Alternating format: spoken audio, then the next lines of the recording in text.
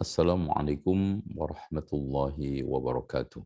Waalaikumsalam warahmatullahi wabarakatuh. Alhamdulillahilladzi arsala rasulahu bil huda wa dinil haqq liyudhhirahu 'alad dini kullihi walau karihal musyrikun. Asyhadu an la ilaha illallah wahdahu la syarika lah wa anna Muhammadan 'abduhu wa rasuluh.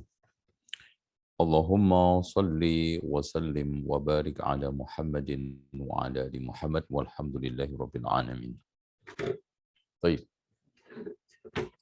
Bapak Ibu sekalian, ikhwani wa akhwati fillah, ya penggemar sejarah. Saya katakan penggemar karena nggak ahli tapi senang. Ya, mudah-mudahan masih tetap fokus, ya tidak ngaji ala ngintip-ngintip ya.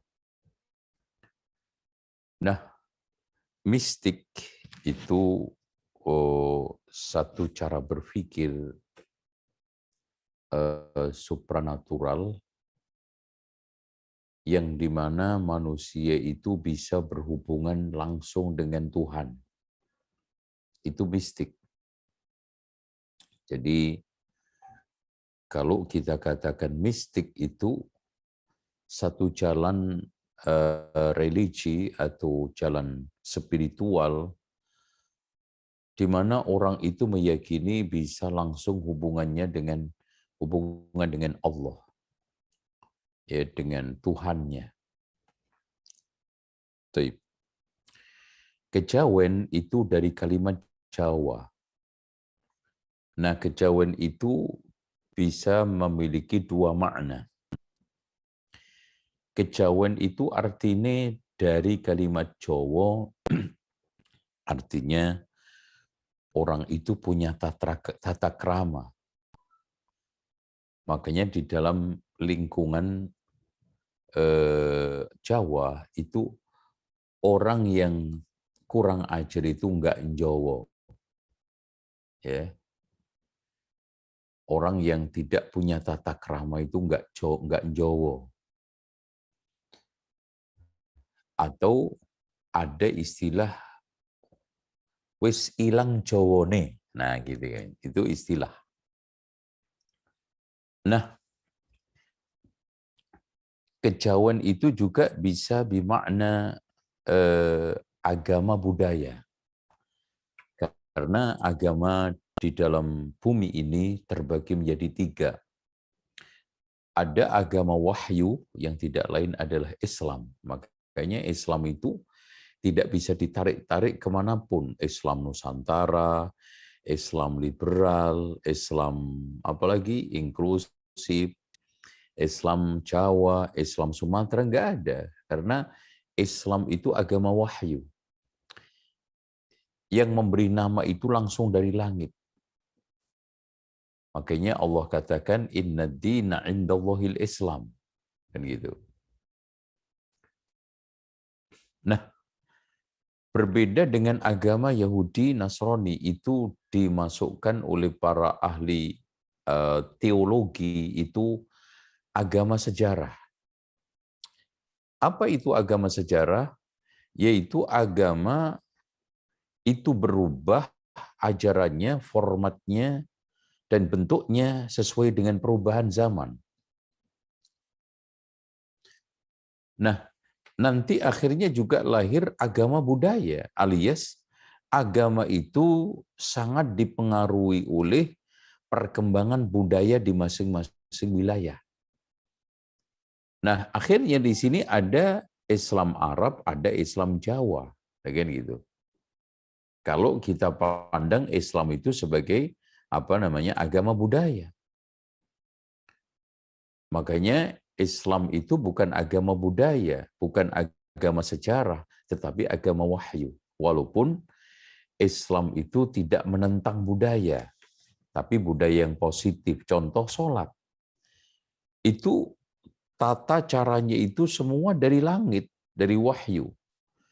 Terus kemudian sholatnya dengan pakaian apa? Nah, ini mulai berbudaya. Ya pakaian ala Jawa, apa ala Sumatera, apa ala kuburan, pakai pocong begitu. Itu. Gimana Pak kalau sholat pakai pocong gitu? Tuh ya. Oke. Nah, sekarang ketika kita bicara masalah kejawen, ya, mistik kejawen itu lebih kepada nuansa agama budaya. Makanya Neil Mulder menegaskan pandangan dunia orang Jawa pada dasarnya adalah animistik.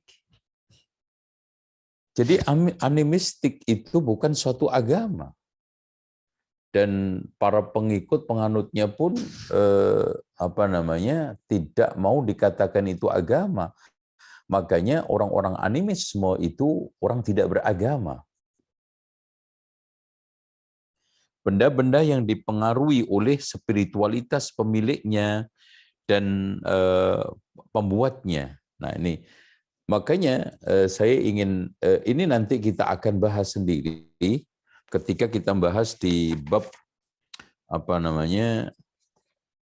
agama asli Jawa, Pak, nanti ya. Jadi untuk pertemuan berikutnya ini sudah offline ya. Sudah offline, nanti kita akan bahas agama asli Jawa. Jadi saya kasih gambaran sedikit bahwa ajaran agama asli Jawa itu adalah animistik.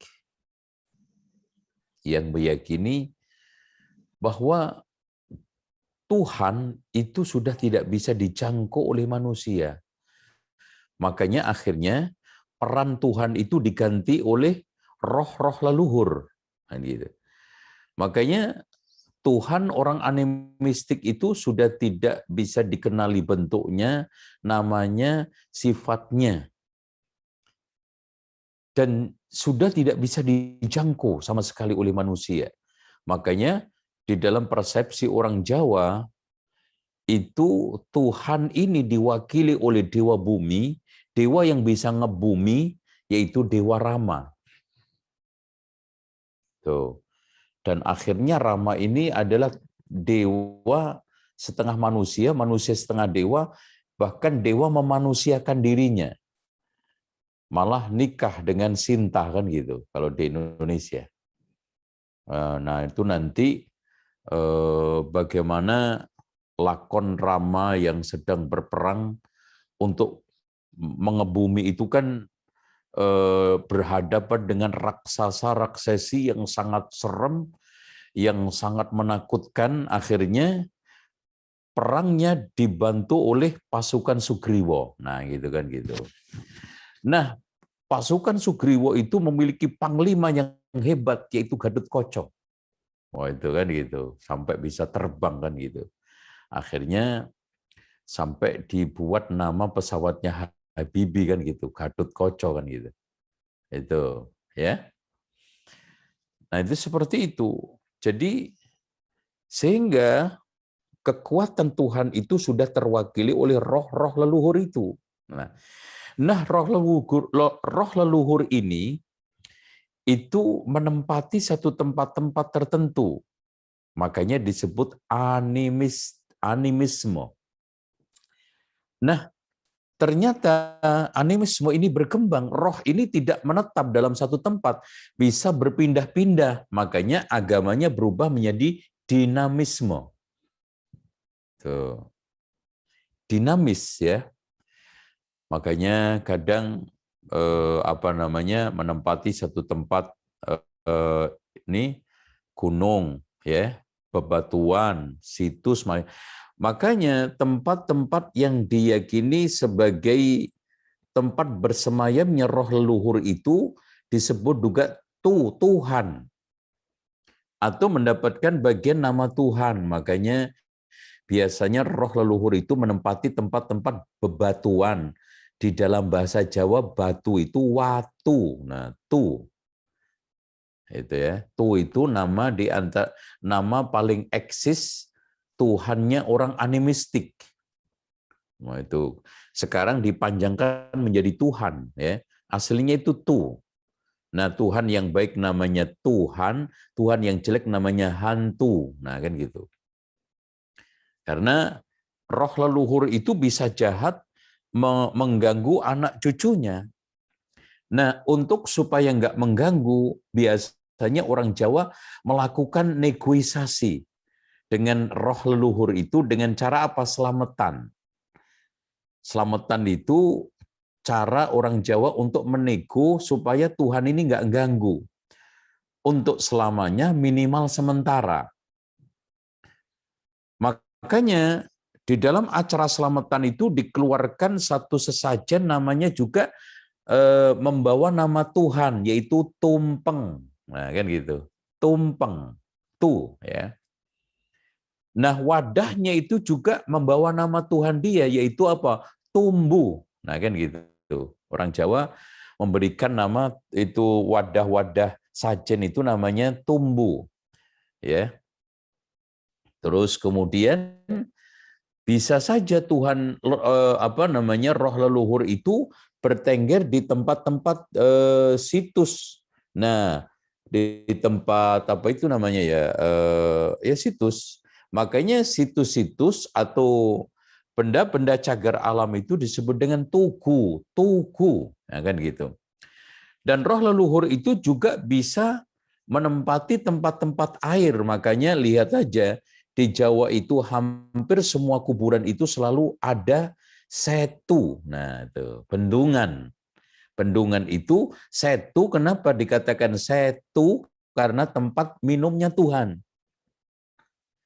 Ini Hana kenalkan biar antum tahu sedikit sehingga kalau mau dakwah, mau menggambarkan orang Jawa itu kayak apa, sehingga kita itu bisa menempatkan dakwah dengan benar, sehingga tidak gerusa-gerusu. Karena kita ketika tidak memahami adat budaya setempat, itu dakwah bisa keliru-keliru, kan gitu. Nah, saya iniin lagi bahwa setu, tugu, watu. Nah, ketika mereka itu sembahyang, itu kan sembah kepada Yang Widi. Makanya sholatnya mereka itu namanya sembahyang. Karena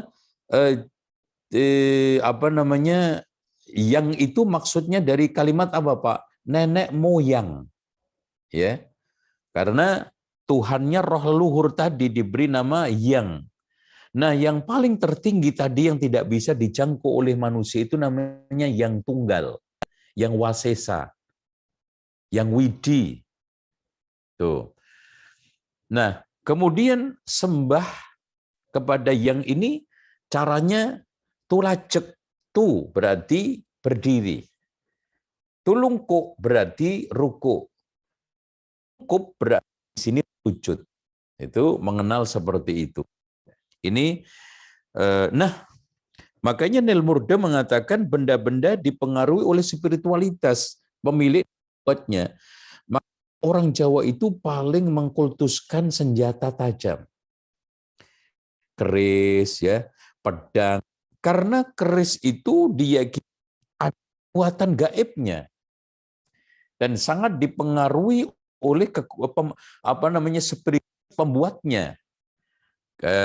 Kalau di Jawa sebelum Islam itu kan ada yang paling terkenal pembuat senjata itu namanya Empu Gantung. Nah, itu membedakan antara empu dengan empu di awal M. Contoh empu tantular. Itu sarjana dalam bahasa Sangsekertanya. Kalau itu berarti pembuat senjata. Tuh, ya. Nah, kalau setelah Islam yang paling terkenal membuat senjata adalah Empu Supo.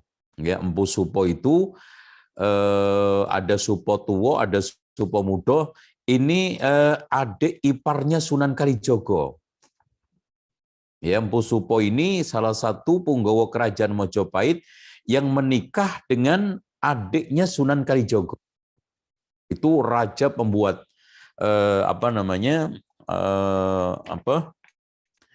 senjata, di antara yang dibuat keris Carubuk, yaitu keris yang maha sakti, dan satunya lagi itu keris yang sangat dikultuskan oleh Raja Mataram. Siapa yang memegang itu pasti menjadi raja. Nah, satu keris lagi yang itu sulapan dari kolam atau tintanya Sunan Giri, namanya keris Kolomunyeng. Nah, ini jadi itu kenapa Jawa itu banyak orangnya keris, karena itu masih ada unsur-unsur pengaruh animisme tadi. Keris-keris bisa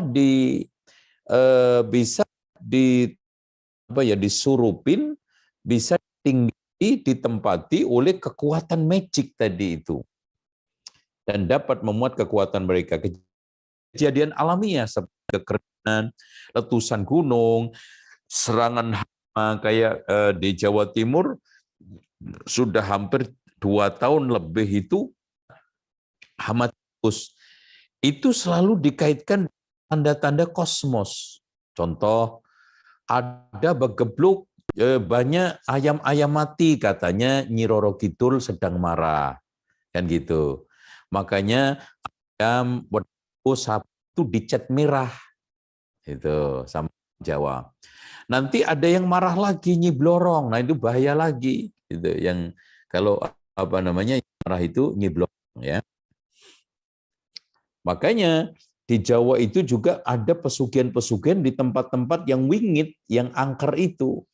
Yang pesugihan paling terkenal yang pengen mendapatkan duit dengan nilai kurang lebih 1 triliun, itu harus berhubungan dengan Nyi Blorong. Tuh, ya. Dalam sejarah mistik Jawa, pembahuran Islam, nah ini tolong dicamkan bahwa dasar keyakinan mistik kejawen itu adalah manusia itu bisa langsung berhubungan dengan Tuhan tanpa harus melalui perantara guru, torikot, atau ajaran. Makanya mereka itu tidak memiliki ajaran. Sehingga sembahyang buat dia itu yang penting eling. Itu kan gitu. Tuh. Nah, cara atau dasar berpikirnya kejawen itu adalah kearifan lokal. Makanya jalan berpikir mereka itu adalah perpaduan memadukan nilai-nilai positif semua religi. Bahkan bukan hanya religi, termasuk budaya yang disebut dengan kearifan lokal.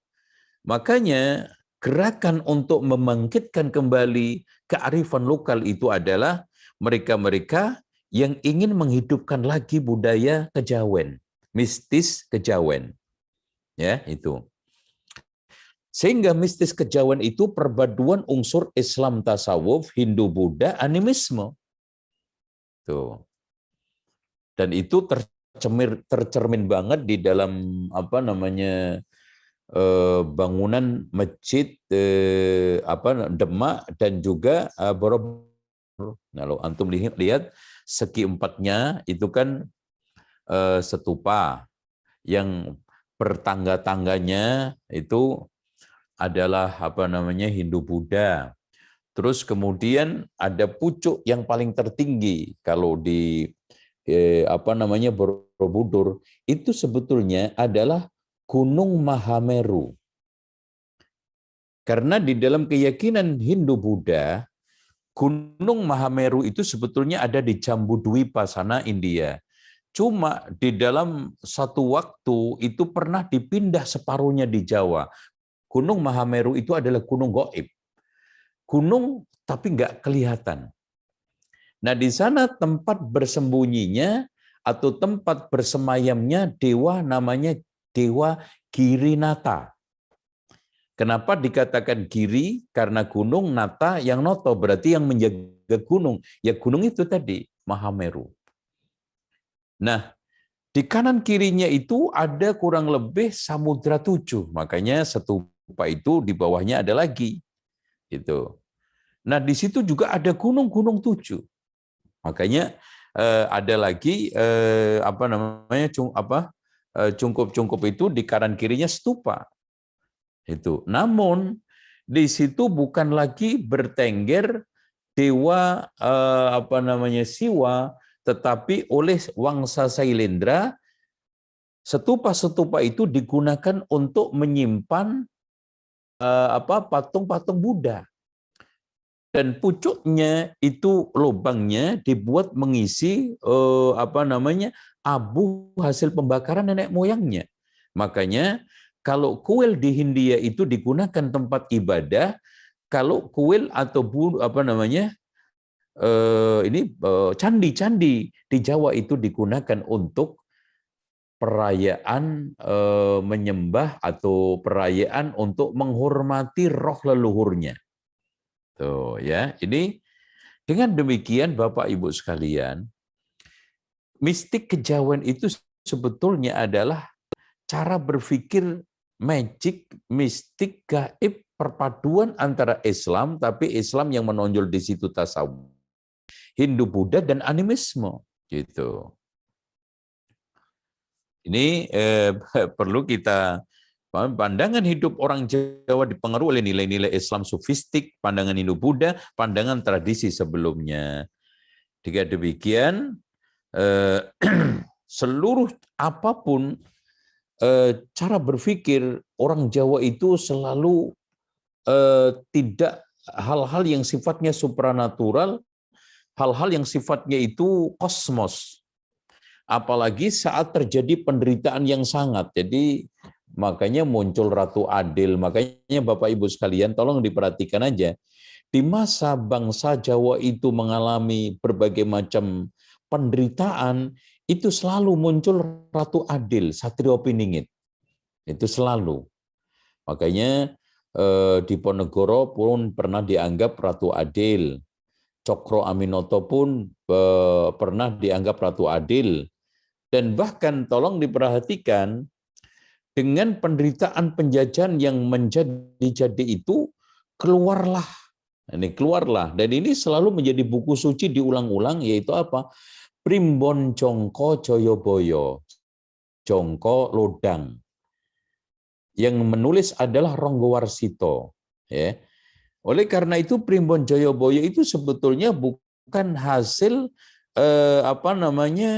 coret-coretan takwil mimpinya Joyoboyo yang sebenarnya Joyoboyo itu Kediri jauh. Yang disinyalir oleh orang Jawa, dialah yang melahirkan tradisi mitoni. Itu kan ketika istrinya dari rakyat jelata untuk diangkat-mangkat menjadi bangsawan, maka dia dimandikan dengan air tujuh. Air tujuh itu air sumur tujuh, yaitu sumur di seluruh Kediri ini dicari 7 orang, yaitu sumur pengusaha paling sukses, diambil airnya, pejabat bangsawan paling ini, terus kemudian cendekiawan paling hebat. Jadi 7 itu diambil, dimasukkan ke dalam suatu wadah, kemudian pada hari ke-7 bulannya, pada waktu 7 bulannya, orang yang hamil itu disiram. Makanya ada asal siraman mitoni karena hari ini bulan ke-7, tingkepan karena melenting sak kekep, kata orang Jawa. Itu makanya disebut dengan tingkep. Nah, biasanya pada acara tingkepan itu ada prosesi ceplok telur. Jadi telur itu dimasukkan ke dalam baju, digelundungkan di atas perutnya perempuan yang hamil itu, nanti jatuh, kalau pecah diprediksi besar anaknya perempuan, kalau nggak pecah anaknya laki-laki. Itu kan enak tuh USG-nya orang Jawa. Dan bahkan untuk menjadi anaknya itu pinter, ketika ngubur ari-ari pun dikasih pulpen, dikasih buku. Supaya apa? Pinter. Supaya ganteng cantik dikasih pedak, dikasih cermin. Nah, kalau kaya dikasih ATM kalau menurut saya. Itu apalagi ATM BCA atau mungkin Bank Dunia, itu kan gitu ya. Itu seperti itu, Pak. Nah, cara-cara berpikir seperti itu masih eksis dan makin eksis. Malah dibakukan dengan istilah Islam Nusantara. Jadi kalau kita itu ingin mendekati ajaran Islam Nusantara, itu sebetulnya mistik kejawen dikasih baju Islam Nusantara sebetulnya. Sebetulnya aslinya itu mistik kejawen. Nah itu. Nah, tadi saya katakan orang Jawa itu ya seakan sehingga spiritualitas kejawen itu memiliki dua bagian integral. Jadi satu meyakini bahwa teologi manusia itu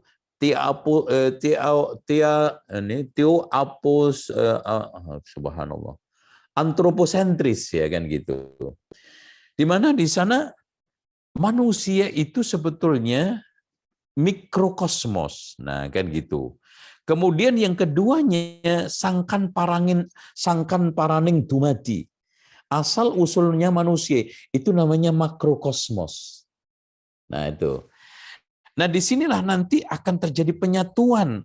Makanya akidah kejawen yang paling eksis adalah manunggaling kawula Gusti. Karena mistik kejawen itu pada akhirnya adalah menjaga harmonisasi keserasian antara Tuhan dengan Allah, antara Tuhan dengan manusia.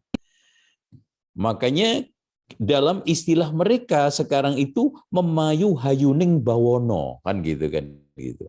Dengan cara menjaga mistik kejawen itu secara baik dengan apa? Menjaga hubungan, kalau bisa itu rekat sehingga Tuhan jadi manusia, manusia menjadi Tuhan. Minimal muncul Tuhan setengah manusia, manusia setengah Tuhan. Dalam istilah agama dulu itu dewa setengah manusia, manusia setengah dewa. Dan itu sebetulnya dari Yunani, makanya Isa itu dipertuhankan, filsafat masuk agama filsafat Yunani itu masuk agama Kristen. Itu. Nah ini juga gitu masuk ke agama Islam, menjadilah manunggaling kawula Gusti dan disemarakkan oleh Syekh Siti Jenar. Nah nanti kita akan bahas itu tersendiri. Ya, jadi oleh karena itu orang Jawa itu persepsinya Tuhan itu ada tetapi tidak jelas adanya. Nah, makanya dalam istilah mereka itu tan keno kinoyo ngopo, ya kan gitu. Jadi tidak bisa dilukiskan dan tidak bisa dibayangkan. Akhirnya daya gaib dianggap bersemayam dalam benda-benda alam. Jadi gunung, batu. Jadi karena Tuhan itu tadi tidak bisa dijangkau oleh manusia, supaya ada ketersambungan dengan Tuhan yang tidak bisa dijangkau oleh manusia. Dan ini sebetulnya filsafatnya Aristoteles. Karena Aristoteles itu mendefinisikan Tuhan itu adalah Tuhan adalah bergerak yang tidak digerakkan. Itu. Dalam bahasa Platonnya adalah the good. Makanya filsafat Platonisme ini juga mempengaruhi ke dunia Islam, terutama pada aliran Qadariyah. Karena Allah itu the good, yang baik, tidak mungkin jelek-jelek, maka seluruh perbuatan maksiat itu diciptakan manusia sendiri, bukan Allah. Nah itu. Nah, ini kalau kita hubung-hubungkan semua biar nanti antum nyambung semua, ternyata Platonisme ya, Aristoteles itu filsafat Yunani, kemudian Persia masuk Indonesia lewat pintu ini. Nah, sangat tidak tertutup kemungkinan ya pujangga-pujangga Jawa yang paling berjasa mengembangkan, menumbuhkan kesusastraan Jawa itu kan 3 orang. Nah 3 orang ini sangat terpengaruh dengan pemikiran tasawufnya Hamzah Fansuri yang ada di Sumatera dengan Abu Hamid Al-Ghazali. Makanya di dalam kitab, di dalam buku Sentini sama Serat Wedatama itu banyak disebutkan kitab-kitab tersebut. Itu. Yang semua nanti ujungnya adalah manunggaling kawula Gusti. Nah, pujangga yang paling terkenal Jawa adalah yang pertama adalah Ronggo Warsito, yang tidak lain nama aslinya adalah Ki Bagus Burhanuddin, kemudian Joyodipuro, kemudian Purbocaroko. Ini yang menentukan tumbuh kembangnya, pesatnya kesusastraan Jawa. Sehingga termasuk penulisan Wali Songo itu. Karena pada dasarnya wali itu banyak, kenapa cuma Songo? Kalau seandainya yang disebutkan itu ternyata cuma 8 kan gitu. Kenapa Songo? Karena Songo itu angka mistik bagi orang Jawa, itu kan gitu. Hanya bulan yang paling dianggap berkah buat orang-orang Jawa adalah Pesongo kan gitu. Nah, kan? Yaitu di sana sudah mulai hujan, ini Pesongo kan gitu. Makanya dari namanya saja ini, katanya Profesor Dr. Simo, sangat tidak ilmiah. Yang menyebut Wali Songo itu tidak punya nyali akademik. Wali Arab, Songo Jawa kok bisa ketemu? Ini nanti sebabnya kalau kita kaji itu kan memang pernah terjadi perpisahan, permusuhan, pertarungan berhadap-hadapan antara kaum santri dengan kaum keraton. Ya, karena ulah Amangkurat I yang membantai kurang lebih 5.000 sampai 6.000 ulama, ustadz dan juga guru agama bersama anak istrinya ke Giri Kedaton itu. Nah, untuk mengakorkan kembali maka pujangga-pujangga Jawa ini mencoba menulis. Makanya kalau antum membaca silsilahnya wali itu, intinya diarahkan bahwa keraton itu keturunan dari Pangiwo, dari arah Kiwo, kiri. Nah, wali itu panengan dari arah kanan. Makanya kalau wali itu kalau enggak bapaknya Arab, ibunya Jawa. Dan Jawa itu selalu dikait-kaitkan dengan keturunan kerajaan. Itu kan gitu. Antum cek aja. Nasabnya Sunan Gunung Jati, nasabnya Sunan Ampel dan yang lainnya. Itu berarti adalah perang polemik, perang kesan, perang image. Oke. Oke, ini masih ada waktu nggak, Pak? Ada Ustaz, Oke. lanjutkan, Ustaz. Masih bisa dilanjutkan ini? Bisa Ustaz, lanjut. Oke. Nah, perlu diketahui bahwa ritus kalau kita anggap ritual, yang paling menonjol pada mistik kejawen adalah selamatan, topo, dan semedi. Itu ya. Selamatan yang saya katakan tadi itu untuk acara di samping menyenangkan roh leluhur, menyenangkan orang kanan kiri karena ada makan-makan. Topo itu semedi, ada topo broto, dan pertapaan sekarang ini lebih banyak dijadikan untuk pesugihan. Pesugihan itu pasti nyari uang karena pesugihan itu dari kalimat sugih. Nah, yang paling fenomenal adalah semedi topo yang ada di Gunung Kemukus. Yang di sana diyakini tabarruk dengan cara berhubungan seks lawan jenis yang haram, di mana budaya yang pertama kali meletakkan adalah Ki Samudro, yaitu punggawa kerajaan Mojopahit yang jatuh cinta kepada istri bapaknya yang tidak lain adalah Ontrowulan. Nah, anehnya sejarah atau cerita rakyat itu yang masih belum bisa dipastikan kebenarannya, prakteknya sudah diwujudkan gitu loh. Bahkan pernah diliput TV internasional kali-kali dan nasallahu al-afiyah. Ya, sangat memilukan dan menyedihkan. Jadi tamu yang datang ke sana yang paling banyak Jumat Legi sama Jumat Kliwon, itu yang perempuan cari pasangan laki gelap, laki cari pasangan perempuan yang gelap. Itu. Dan kita tidak tahu di sana itu transaksinya adalah transaksi pelacuran atau ngalap berkah. Itu ya. Bahkan ada lagi juga di Karanganyar, di sana juga Kiai Balak namanya. Jadi inilah ya yang sehingga kalau kita lihat mistik kejawen itu akhirnya melahirkan satu ajaran yang namanya ajaran sinkritisme. Apa itu ajaran sinkritisme? Yaitu ajaran perpaduan ya. dari berbagai macam mistik-mistik tadi. Mistik Islam diambil, mistik Hindu-Buddha diambil, mistik animisme, dinamisme diambil, sehingga muncul sinkritisme. Ya, Allahu a'lam bishawab. Dengan demikian, perpaduan ini selalu menjadi suatu kebanggaan. Makanya Islam di Jawa ini kalau nggak dioplos itu nggak puas.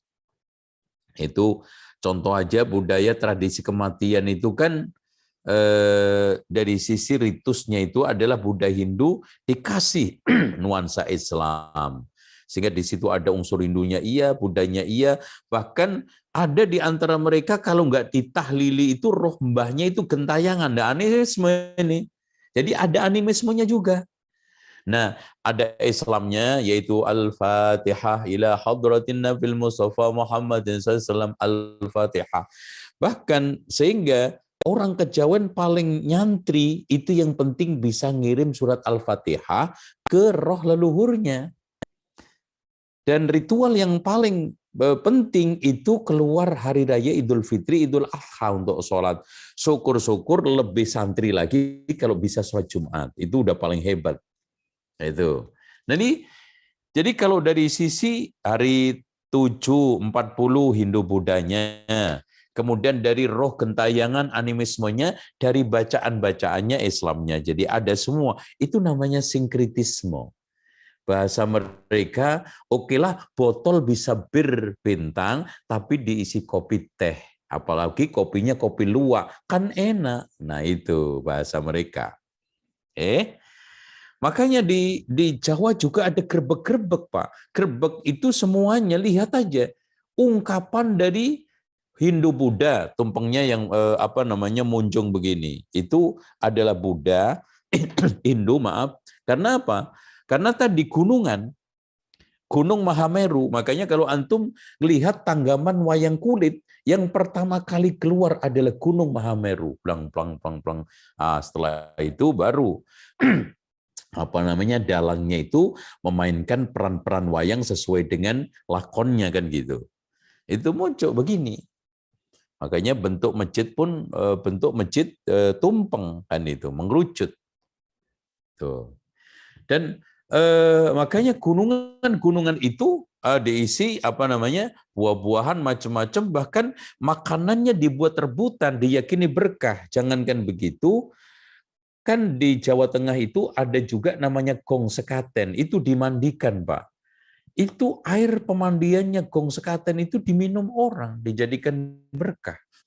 Kotoran Kiai Slamet aja dijadikan berkah, ya, yang dikeluarkan setiap satu suro di Solo itu. Nah ini kondisi real. Oleh karena itu saya closing dan saya lebih banyak dialog kepada Bapak Ibu sekalian. Closingnya begini, kata Fazlur Rahman, salah satu seorang direktur Islamic Research Institute di Pakistan, mengatakan bahwa Islam di Indonesia sebagian besar hanya merupakan satu lapisan yang menutupi langgam sosial dan budaya yang pada segi-segi penting tertentu masih bersifat kufur.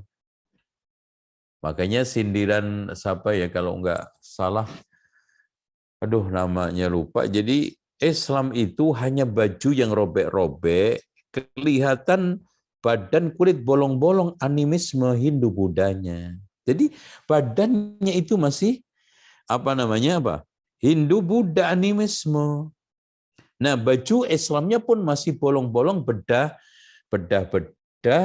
yang kayaknya disindir oleh Sunan Kalijogo di dalam lagu Lir Ilir, tandure wusumilir, tak ijo royo-royo, tak senggu kemanten anyar, cahangon benekno blembengiku, lunyu-lunyu yo peneken kanggo tombo dodotiro.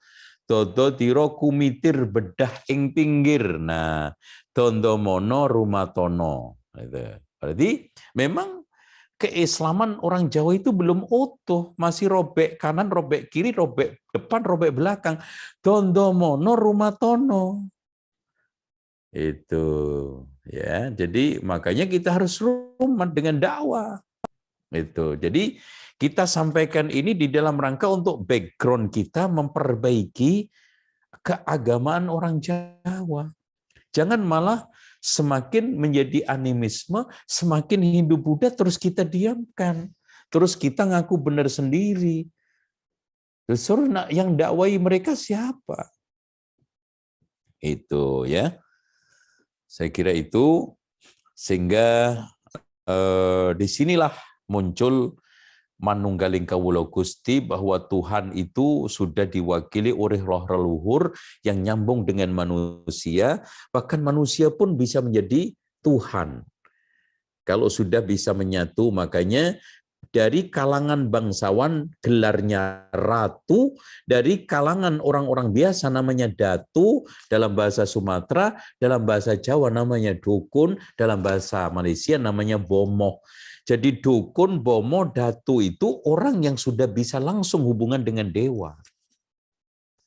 Sudah manunggal, makanya di dalam kitab Kartanegara itu, bahwa semua raja Jawa itu adalah jelmaan Tuhan, jelmaan dewa. Sehingga apa titah raja itu nggak boleh dibantah. Nah, di situ muncul akhirnya terjadilah sistem teokrasi, kan gitu. Bahwa Tuhan itu raja itu adalah wakil Tuhan, makanya suara raja itu suara Tuhan. Nah, di Prancis sana itu nggak disukai Tuhan nih, raja-raja seperti itu, makanya dirombak dengan Renaissance, ya, Renaissance dalam bahasa Prancisnya, akhirnya dirubah suara rakyat, suara Tuhan. Gitu. Jadi dipindah kekuasaan mutlak di tangan raja, sekarang kekuasaan mutlak di tangan rakyat, namanya demokrasi. Ya, dua-duanya hancur juga, ya, suara raja, suara Tuhan, akhirnya diktator, salah juga harus dibenarkan, sesat juga harus dibenarkan, rakyat juga begitu. Akhirnya menjadi diktator, dan diktatornya rakyat itu berbahaya. Karena apapun yang dilakukan rakyat harus dibenarkan. Apa yang diinginkan rakyat harus dibenarkan. Makanya yang benar itu negara Indonesia itu adalah negara teosentris, nomokrasi, teokrasi, nomokrasi, demokrasi. Itu harus dibaca satu, bukan negara sekuler. Negara yang berketuhanan, bermusyawarah, dan memperhatikan kepentingan-kepentingan umum. Ya, wallahu a'lam.